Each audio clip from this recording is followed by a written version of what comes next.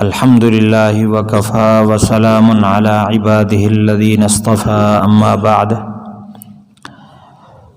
اعوذ باللہ من الشیطان الرجیم بسم اللہ الرحمن الرحیم فلا تزکوا انفسکم هو اعلم بمن اتقى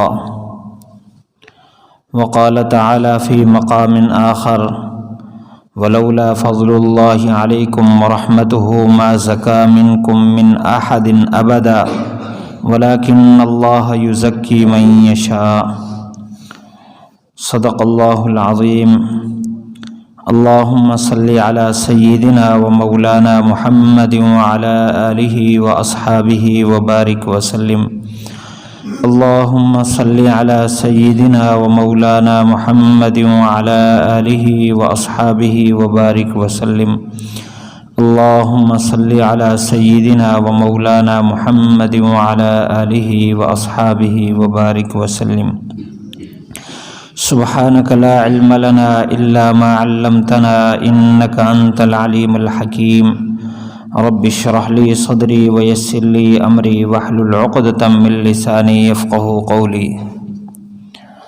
ہفتہ وار ہماری یہ مجلس ذکر ہوتی ہے،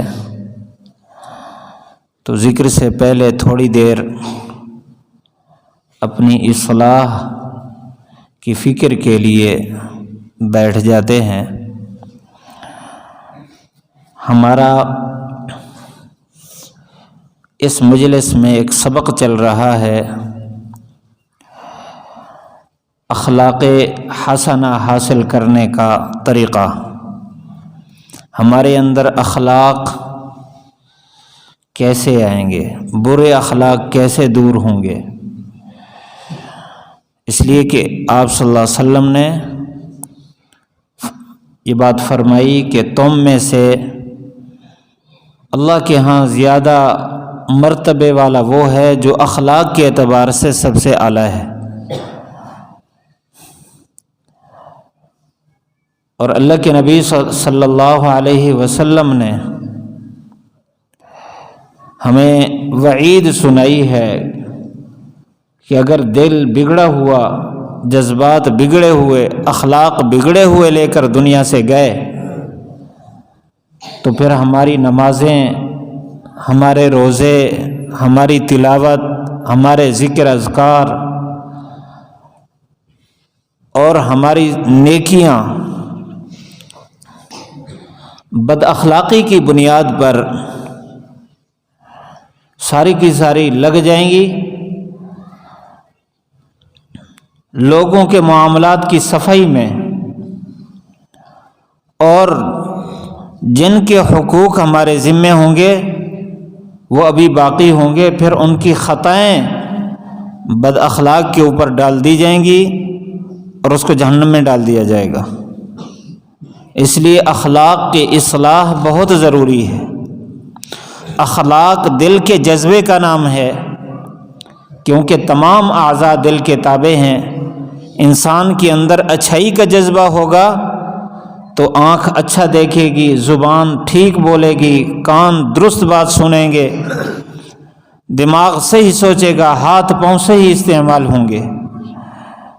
اگر اندر دل کے برے جذبات کھڑے ہیں، آنکھ غلط دیکھے گی، دماغ غلط سوچے گا، زبان غلط بولے گی، ہاتھ پاؤں سے لوگوں کو تکلیف ہوگی، لوگوں کے حق کھائے جائیں گے اور انسان خسارے میں چلا جائے گا۔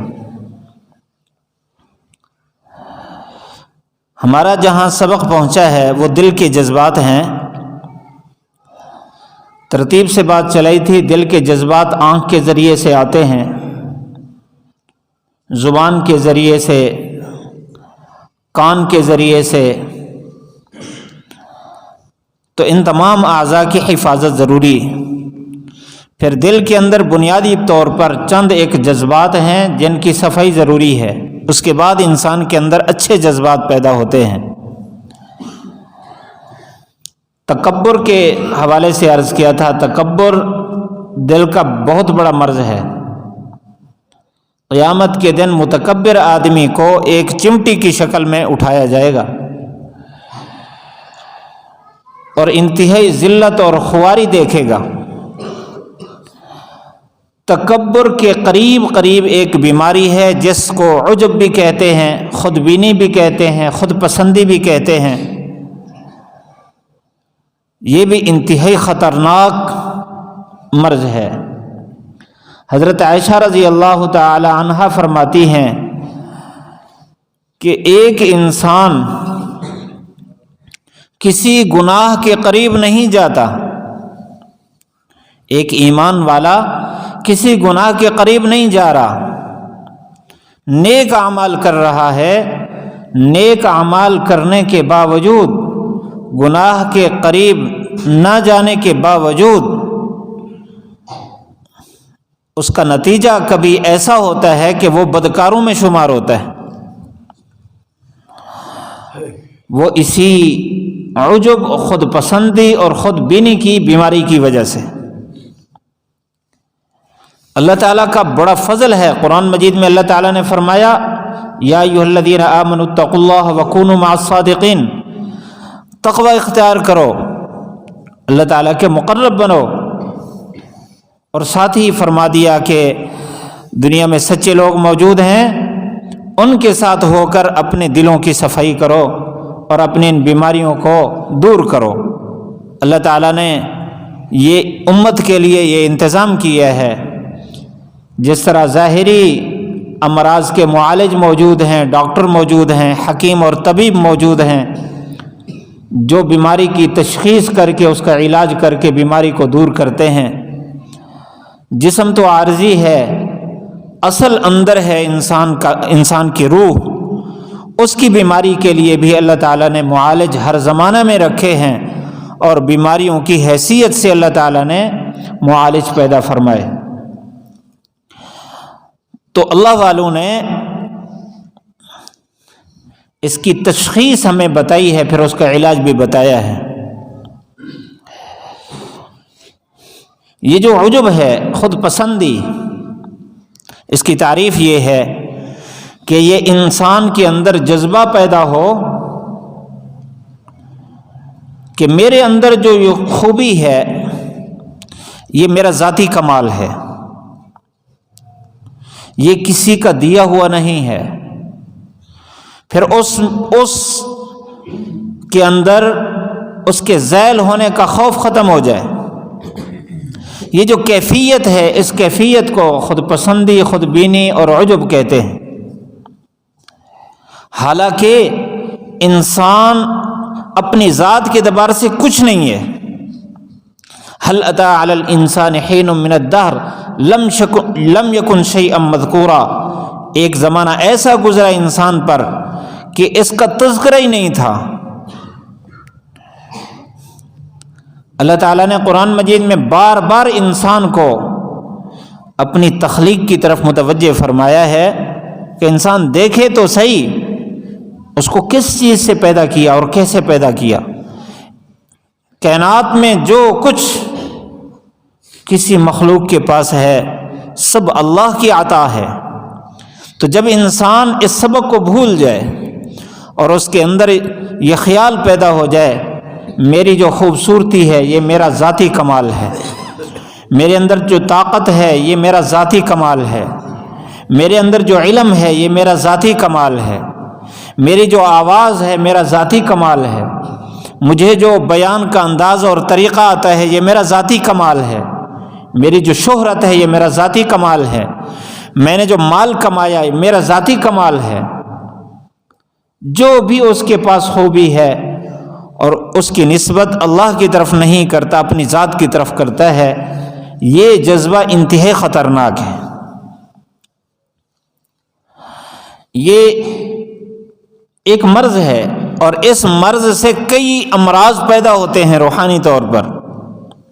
جب انسان اپنی خوبی کو اپنا ذاتی کمال سمجھ رہا ہوتا ہے اس کے اندر شکر کا جذبہ ختم ہو جاتا ہے۔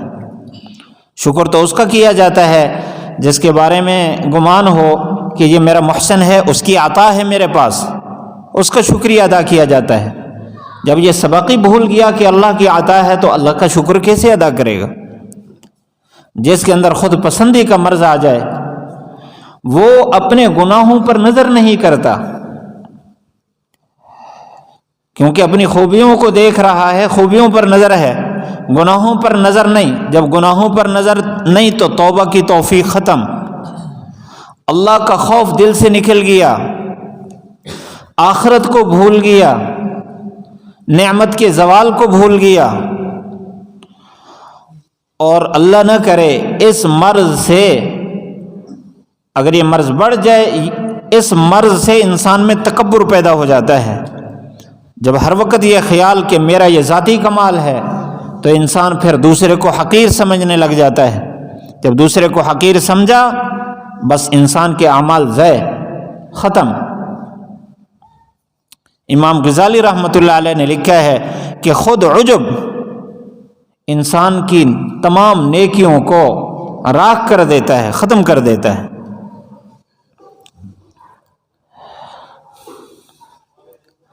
عبادات کے راستے سے بھی عجب آتا ہے، یعنی خیر کے راستے سے بھی انسان کے اندر عجب آتا ہے، کیونکہ عجب تو خوبی کی بنیاد پر ہوتا ہے۔ جو بھی دنیا میں خوبیاں ہیں، کوئی ایک خوبی اس کو عطا ہو گئی تو اس میں عجب کا خطرہ موجود ہے۔ حدیث شریف میں ہے، ہم ابھی ایک دو دن پہلے یہ حدیث پڑھ رہے تھے مشکات شریف میں،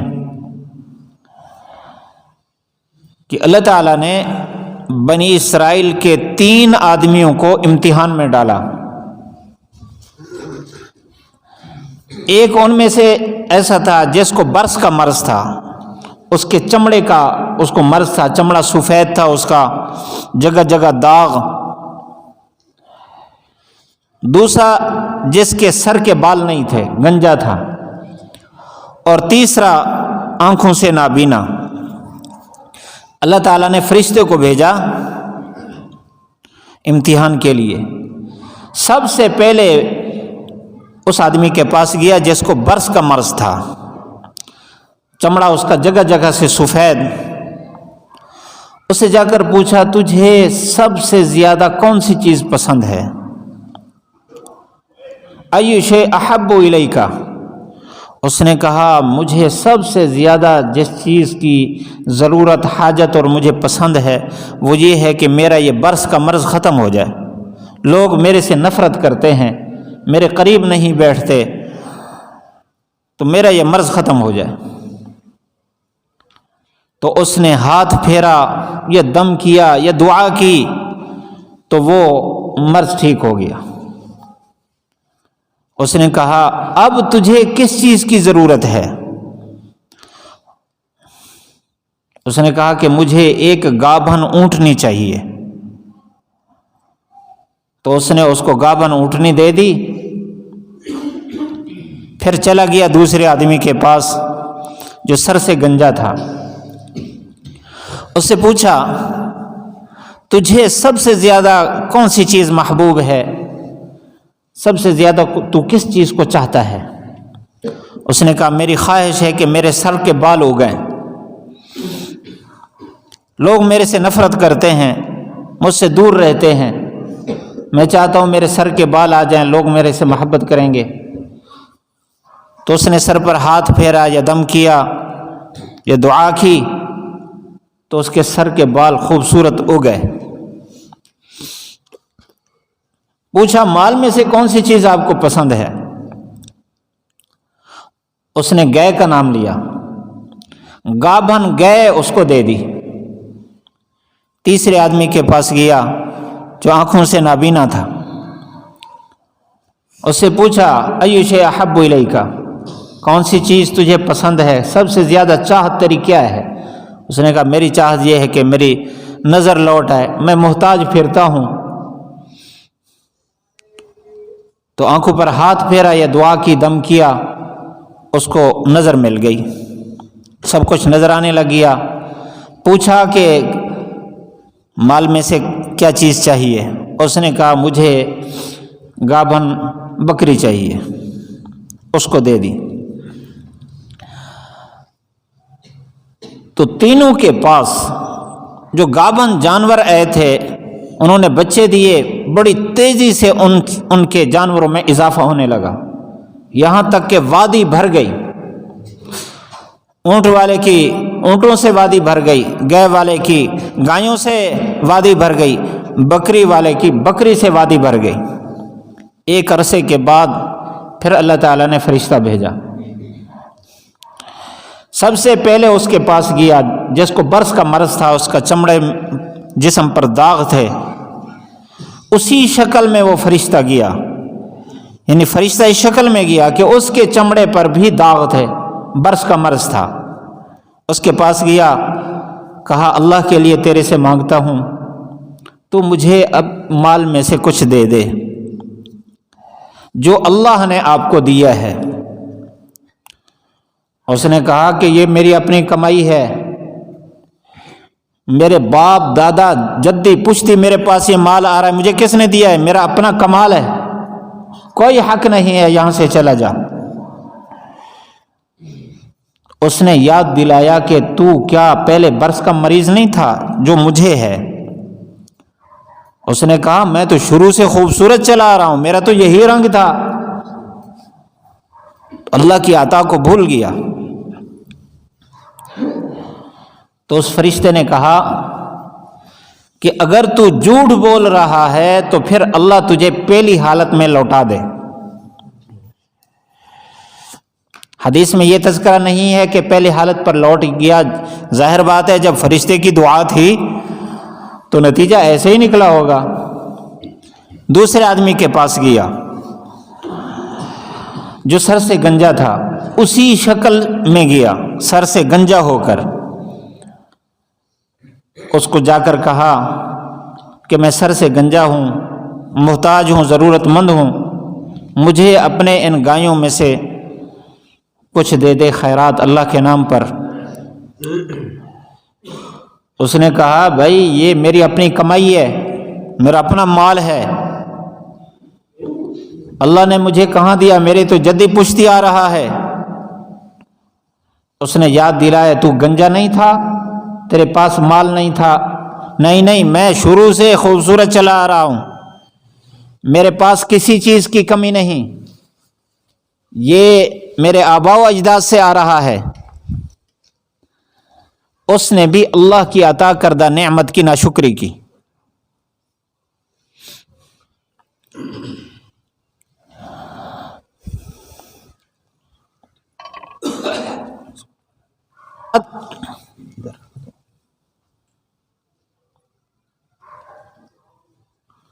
درود شریف پڑھ لیں۔ اللہم صلی علی سیدنا۔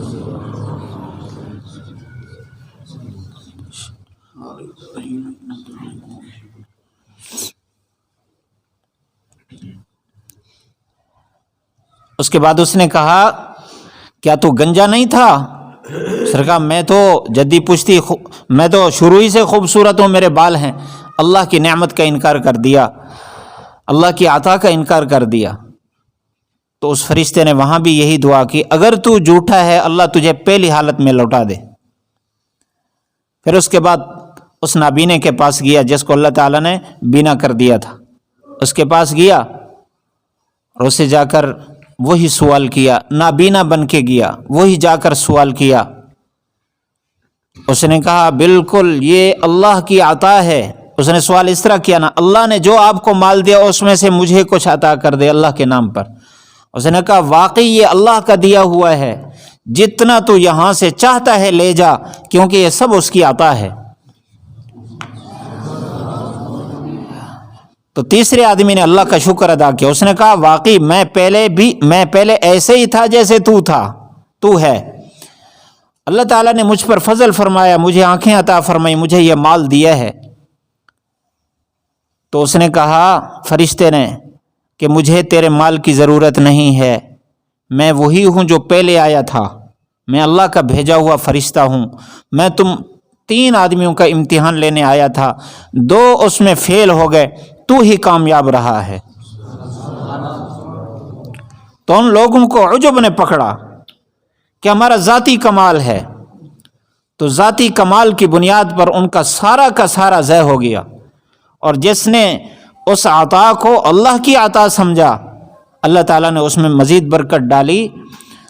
تو یہ حدیث اللہ کے نبی صلی اللہ علیہ وسلم اس کے ذریعے سے مجھے اور آپ کو سبق دے رہے ہیں کہ کوئی نعمت بھی ایسی نہیں جو اللہ کے غیر کی طرف سے آئی ہو، ہر نعمت اللہ کی طرف سے آئی ہے، اس وجہ سے ہمیں اللہ کی طرف اس کی نسبت کرنی چاہیے۔ محمود جو بادشاہ گزرا ہے، محمود غزنوی رحمۃ اللہ علیہ، ان کا غلام تھا ایاز۔ یہ واقعہ میں نے پہلے بھی اس مجلس میں عرض کیا تھا۔ اس سے ہمیں یہ سبق ملتا ہے کہ یہ ایاز جب آیا نوجوان تھا، اس کا ابا اس کو لے کر آیا دیہات سے اور آ کر کہا کہ محمود یہ میرا بیٹا، آپ قبول کر لیں، یہ آپ کی خدمت کیا کرے گا۔ محمود بہت نیک صالح بادشاہ تھے، انہوں نے اس کے چہرے کو دیکھا تو اس سے عقل مندی سمجھداری اس کے چہرے سے ٹپک رہی تھی، تو قبول فرما لیا، اب خدمت کے لیے رہنے لگ گیا۔ محمود کے جو دوسرے وزراء اور مشیر تھے وہ اس سے حسد کرنے لگ گئے، مختلف قسم کی شکایتیں بنا بنا کے محمود کو پیش کرتے تھے۔ سلطان محمود جانتا تھا کہ یہ لوگ اس سے حسد کرتے ہیں کہ ایک غلام کی حیثیت سے یہاں رہتا ہے، اور سلطان محمود اس سے مشورے بھی کرتے تھے اور اس کو عزت بھی دیتے تھے۔ وہ کہتا تھا یہ ادنا سا آدمی ہے اور اس کو ہمارے سے بھی زیادہ مرتبہ کیوں مل گیا۔ ایک دفعہ انہوں نے اس پر یہ تہمت لگائی کہ یہ آپ کا جو غلام ہے یہ خزانے سے روزانہ رات کو ہیرے جواہرات چرا کر شہر سے باہر ایک جگہ دفن کر رہا ہے۔ تو بادشاہ نے کہا اچھا چلو اب آپ لوگ پہرا دیں، جب یہ چرا کر نکلے مجھے بتا دیں، آپ نے اس کو کچھ نہیں کہنا، میں دیکھوں گا کہ یہاں یہ کہاں چھپاتا ہے۔ تو رات کو ایک وقت میں ایاز وہاں سے باہر جاتا، دیہات میں ایک جگہ، جنگل میں ایک جگہ جا کر کچھ وقت گزارتا، پھر واپس آتا۔ تو جب وہ شاہی دربار سے نکلا تو یہ خوش ہو گئے، پکڑا گیا آج بھی، جا کر بادشاہ کو بتایا تو بادشاہ ایک دو وزراء کو ساتھ لے کر اس کا پیچھا کیا، اس کے پیچھے چلے گئے۔ وہ جنگل میں ایک کوٹھی میں داخل ہوا تو ایاز کے پیچھے بادشاہ بھی پہنچ گیا، وزراء بھی پہنچ گئے۔ دروازہ کھولا، بتی جلائی اندر، تو دیکھا ایاز وہاں کھڑا ہے۔ بھئی تو کیا چرا کے آیا؟ اس نے کہا بادشاہ سلامت، پہلے تو مجھے معاف فرما دیں کہ میں آپ کی بے چینی کا سبب بنا ہوں، کہ آپ کو رات کو میرے لیے اٹھنا پڑا اور آپ اتنا سفر کر کے یہاں پہنچے۔ اس کی حقیقت یہ ہے کہ آپ کا مجھ پر بڑا احسان ہے۔ میں ایک دیہاتی آدمی تھا، ایک مزدور اور کسان کا بچہ تھا، میری وضاقتہ بادشاہوں والی وزراء والی نہیں تھی۔ پھٹے پرانے کپڑے، پھٹا پرانا جوتا، اس حالت میں آپ کی دربار میں آیا تھا۔ آپ نے مجھے قبول فرمایا، پھر مجھے آپ نے شاہی لباس پہنایا، شاہی جوتا پہنایا، شاہی پگڑی پہنائی اور مجھے شاہی دربار میں آپ نے بٹھایا۔ مجھے عزت مل گئی، لیکن میں وہ جوتا، وہ لباس جو دیہات سے پہن کر آیا تھا میں نے اس کو محفوظ رکھا اور یہاں اس کوٹھی میں نے لٹکا دیا اس کو۔ جب آپ آرام فرماتے ہیں میں روزانہ آتا ہوں یہاں شاہی لباس اتار کر، وہی پھٹے پرانے کپڑے اور وہی پھٹی پرانی جوتی پہن کر، میں 3-4 گھنٹے اپنے آپ کو یہ کہتا ہوں کہ ایاز تیری اصل یہ ہے، تو دیہاتی ہے، تیری اصل یہ ہے۔ یہ تو بادشاہ کا احسان ہے کہ اس نے تجھے شاہی لباس پہنایا، شاہی جوتا پہنایا اور دربار میں تجھے رکھا ہے۔ تو جو حاسدین تھے ان کا حسد تو مزید عروج پکڑنے لگا، اور ایاز کا محمود کے دل میں مقام اور بڑھ گیا کہ یہ حقیقت نہیں بھولا، یہ احسان مند ہے، میرے احسان کو فراموش نہیں کر رہا، اور عزت مل گئی۔ اللہ تعالیٰ نے ہر انسان کو مختلف کمالات سے نوازا ہے۔ کسی کے پاس اللہ تعالیٰ نے مال کو بھیج دیا، کسی کو صحت کی نعمت دے دی، کسی کو آواز کی نعمت دے دی، کسی کو حسن دے دیا، کسی کو تقوی دے دیا، کسی کو عبادت کا ذوق دے دیا، کسی کو علم دے دیا، کسی کو عمل کی توفیق دے دی۔ جتنے بھی کمالات انسان کے پاس ہیں اس کے ذاتی نہیں ہیں، یہ اللہ تعالیٰ کی عطا ہے۔ جس دن انسان اس کو اپنا ذاتی سمجھتا ہے اس دن اس کے اندر تکبر شروع ہو جاتا ہے، ناشکری شروع ہو جاتی ہے، اللہ کا خوف نکل جاتا ہے، اپنے انجام کو بھول جاتا ہے، کوئی حقیقت بھی انسان کے دل میں نہیں رہتی، سب حقائق انسان کے دل سے نکل جاتی ہے۔ ضروری ہے ہمارے لیے کہ ہم اپنی حقیقت کو سمجھیں، اس لیے اللہ کے نبی صلی اللہ علیہ وسلم نے اس کا ایک علاج بتایا ہے۔ فرمایا جب انسان اپنے کمالات کے پیچھے پڑتا ہے نا اور اس کو اپنا ذاتی کمال سمجھتا ہے تو پھر تکبر آ گیا، تکبر کے ساتھ ساتھ انسان کی خواہشات اس کے ارد گرد اس کو گھیر لیتی ہیں۔ اللہ کے نبی صلی اللہ علیہ وسلم نے فرمایا اکثروا ذکر حازم اللذات الموت، یہ اس کا سب سے بڑا علاج ہے۔ لذات کو توڑنے والی کو کثرت سے یاد کرو، اور وہ موت ہے۔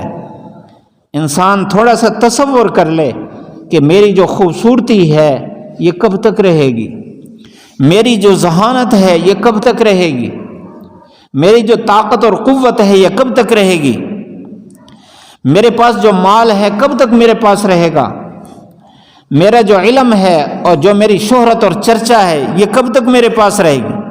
جب میں زیر زمین چلا جاؤں گا سب کچھ یہاں رہ جائے گا، یہ خوبصورتی ختم، یہ طاقت ختم، یہ مال ختم، یہ سارے کمالات دھرے کے دھرے رہ جائیں گے، میں نے اکیلا جانا ہے۔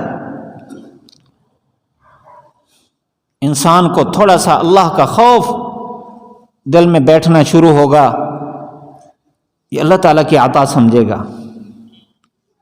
اللہ تعالیٰ نے قرآن مجید میں ہمیں بتایا ما اصابک من حسنۃ فمن اللہ وما اصابک من سیئۃ فمن نفسک، یاد رکھ جو بھی اچھائی تیرے پاس آئی ہے وہ اللہ کی طرف سے آئی ہے، ہاں جو تیرے اندر برائی ہے وہ تیرے اپنے ذات کی شرارت ہے، نفس کی شرارت ہے، اللہ کی طرف سے نہیں آئی۔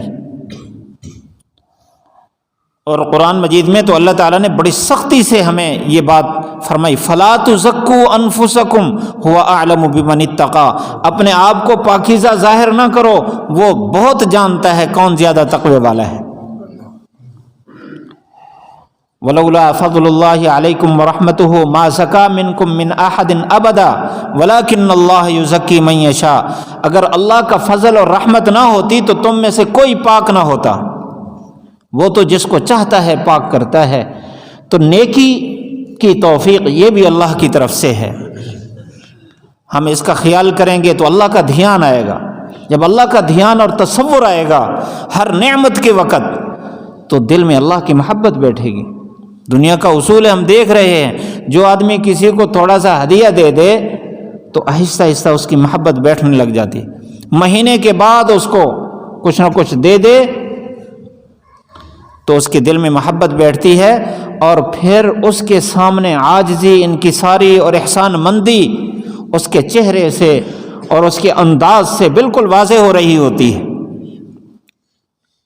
جب ہمارا ہر نعمت میں تصور اللہ کی طرف جائے گا کہ یہ مجھے اللہ نے عطا کیا ہے، تو ہمارا چہرہ بھی، ہماری ادائیں بھی اللہ کے سامنے جھکیں گی، ہم ہر وقت اللہ کے احسان مند ہوں گے، ہر نعمت پر اللہ کے شکر کی ہمیں توفیق ملے گی، اور ہر وقت ہمیں خوف ہوگا کہ اگر میں نے گڑبڑ کی تو پھر پہلی قوموں میں ایسے خود پسندی کے شکار قارون جیسے مالدار بھی آئے ہیں جنہوں نے یہ کہا کہ میرے اپنے ہاتھ کی کمائی ہے یہ سارا کا سارا مال، اللہ تعالیٰ نے اس کو اسی مال کے ساتھ ہی زمین میں دھنسا دیا۔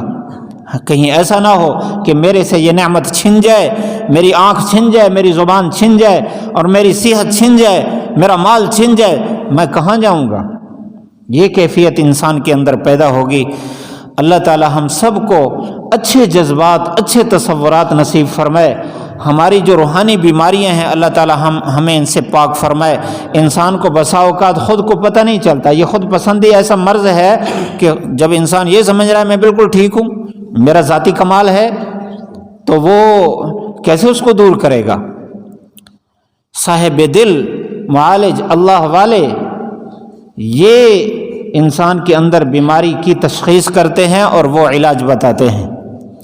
اگر میرے اور آپ میں سے کوئی کسی مرض میں مبتلا ہو جائے، اللہ تعالیٰ محفوظ فرمائے، اور وہ خود بخود میڈیکل سٹور پر چلا جائے، اپنی مرضی سے وہاں سے دوائی لے، اسے پوچھے بھائی فلاں سر کے درد کے لیے کون سی دوائی ہے، وہ دے دے، بخار کے لیے کون سی دوائی ہے، وہ دے دے، تو بسا اوقات یہی دوائی اس کے لیے الٹا مصیبت کا باعث بن جاتی ہے تو وہ اسی مرض کے علاج کے لیے، لیکن اس کو استعمال کیسے کرنا ہے، آپ کی طبیعت کیسی ہے، اس طبیعت کے موافق وہ دوائی ہے یا نہیں ہے، یہ تو معالج ہی بتائے گا۔ اسی طرح اللہ کے نبی صلی اللہ علیہ وسلم نے ساری بیماریوں کے علاج بتا دیے۔ عجیب بات ہے، جس جماعت کی اللہ کے نبی صلی اللہ علیہ وسلم نے اصلاح فرمائی، صحابہ اکرام، ان میں عجب کی ہوا بھی نظر نہیں آتی۔ مجھے اگر کوئی اللہ کی طرف سے کمال حاصل ہو جائے، میرے پیٹ میں مروڑ ہوگا جب تک میں کسی کو بتاؤں گا نہیں۔ میرے اندر یہ کمال ہے، میں نے فلاں جگہ بات کی ہے، فلاں آدمی سے میرا تعلق ہے، مجھے اتنا مال مل گیا ہے، میرا مکان اور میری کوٹھی اس طرح کی ہے، جب تک نہیں بتاؤں گا بے چین رہوں گا کہ اس کو میری عظمت کا کیا پتہ۔ قربان جائیں صحابہ اکرام رضوان اللہ علیہم اجمعین کی عظمت پر۔ ان کے جب فضائل کی کتاب اٹھاتے ہیں، آج میں پڑھ رہا تھا تاریخ الخلفاء، جس میں خلفاء کے حالات ہیں، صحابہ اکرام رضوان اللہ علیہم اجمعین کے فضائل کے بارے میں احادیث ہیں۔ صدیق اکبر رضی اللہ تعالیٰ عنہ کے بارے میں اللہ کے نبی نے کیا کیا فرمایا، ان کی کیا عظمت اور شان تھی۔ کوئی روایت ایسی نہیں ہے کہ صدیق اکبر رضی اللہ تعالیٰ عنہ نے اپنی کوئی خاصیت خود بیان کی ہو۔ کوئی بھی کسی کی بھی خصوصیت ہے، صدیق اکبر کا وہ مقام ہے، اس مرتبہ اس موقع پر اللہ کے نبی صلی اللہ علیہ وسلم نے ان کو یہ خوشخبری دی ہے، یہ مقام بتایا ہے، یا تو حضرت انس رضی اللہ تعالیٰ عنہ راوی ہیں، یا حضرت ابو ہریرہ راوی ہیں، یا عبداللہ بن مسعود راوی ہیں، دوسرے صحابہ روایت کرتے ہیں کہ اللہ کے نبی نے ان کے بارے میں یہ بات فرمائی۔ حضرت عمر رضی اللہ تعالیٰ عنہ کے فضائل ہیں، کوئی روایت ایسی نہیں ہے جو حضرت عمر نے خود بیان کی ہو کہ اللہ کے نبی نے مجھے جنت کی خوشخبری دی ہے۔ کتنا بڑی خوشخبری ہے۔ لیکن حضرت عمر رضی اللہ تعالیٰ عنہ، حضرت ابو بکر صدیق خلفاء عشرہ مبشرہ میں سے کسی سے روایت نہیں ہے کہ اللہ کے نبی نے میرے بارے میں یہ خوشخبری دی ہے کہ تو جنتی ہے، یا میرے ساتھ تو جنت میں جائے گا۔ جو بھی ان کی خوبی ہے اللہ کے نبی صلی اللہ علیہ وسلم کی زبان سے نکلی ہوئی، تو دوسرا صحابی اس کو بیان کرتا ہے۔ ان کے اندر میں نہیں ہے، ان سے جو چیز ثابت ہے اپنی ذات کے بارے میں، وہ کیا ہے، میں تو کاش کہ میں یہ تنکا ہوتا، کاش کہ میں یہ پتا ہوتا، کاش کہ میں جانور ہوتا، فلاں چیز ہوتا، کھاتا پیتا اڑتا، ختم ہو جاتا، میرے سے حساب نہ لیا جاتا۔ ان کے اندر خوف کا اتنا غلبہ، اپنی ذاتی کمال کی طرف نظر ہی نہیں ہے۔ تو اللہ کے نبی صلی اللہ علیہ وسلم کے وہی علاجات جو ان کو اللہ کے نبی نے کیے ہیں وہ آج بھی موجود ہیں، اسی طرح محفوظ ہیں۔ بس جس طرح صحابہ اکرام نے آپ صلی اللہ علیہ وسلم کی صحبت اختیار کر کے صحابیت کا مقام پایا، اور اسی صحبت کی برکت سے اللہ تعالیٰ نے ان کا اندر ایسا صاف فرمایا کہ ان میں کبھی کسی جگہ کوئی بھی داغ نظر نہیں آتا ان کی زندگی میں۔ تو ہم بھی کسی اللہ والے کی صحبت میں یوں محنت کرا کے اپنا ماحول تبدیل کر کے ہم بھی کوشش کریں۔ اللہ تعالی ہم سب کو عمل کی توفیق نصیب فرمائے۔ ہماری یہ تبلیغی جماعت آئی ہوئی ہے ماشاءاللہ، فرمایا یہ جو جماعتیں ہیں یہ چلتی پھرتی خانقاہیں ہیں، جو آدمی ان میں وقت لگاتا ہے تو ایسی صورت میں بہت ساری بیماریاں تو اس راستے سے ٹل جاتی ہیں۔ جو آدمی کبھی اپنے جوتے کو بھی ہاتھ نہیں لگاتا تو جب وہ اپنا بستر بھی خود اٹھاتا ہے اور اپنا دیگچی بھی خود دھوتا ہے، برتن بھی خود دھو رہا ہے، اپنے جوتے بھی خود سنبھال رہا ہے، تو اندر تو مرتا ہے نا اس سے۔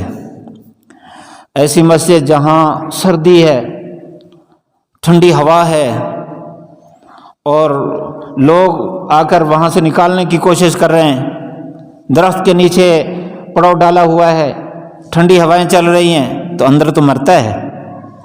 تو یہ چلتی پھرتی خانقاہیں ہیں، تو ان میں بھی وقت لگانا چاہیے۔ اللہ کی محبت، اللہ کے بولنے سے اللہ کی محبت پیدا ہوتی ہے، تو ہر نعمت کی نسبت اللہ کی طرف کرنے کا جذبہ پیدا ہوتا ہے، تو اپنا وقت اس میں بھی لگائیں۔ باقاعدہ کسی اللہ والے سے بھی تعلق جوڑیں۔ ہمارے ان بزرگوں نے، جماعت کے جتنے اکابرین ہیں، ہر ایک بزرگ کا کسی نہ کسی اللہ والے سے تعلق، اور ان کی صحبت میں رہ کر انہوں نے اصلاح کرائی۔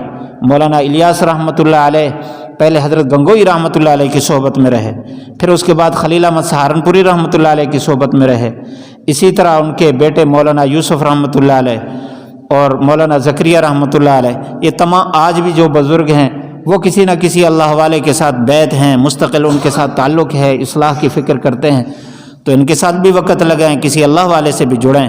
اللہ تعالی ہم سب کو عمل کی توفیق نصیب فرمائے۔ جن ساتھیوں کا ارادہ ہے تشکیل کے لیے، آپ ساتھی بھی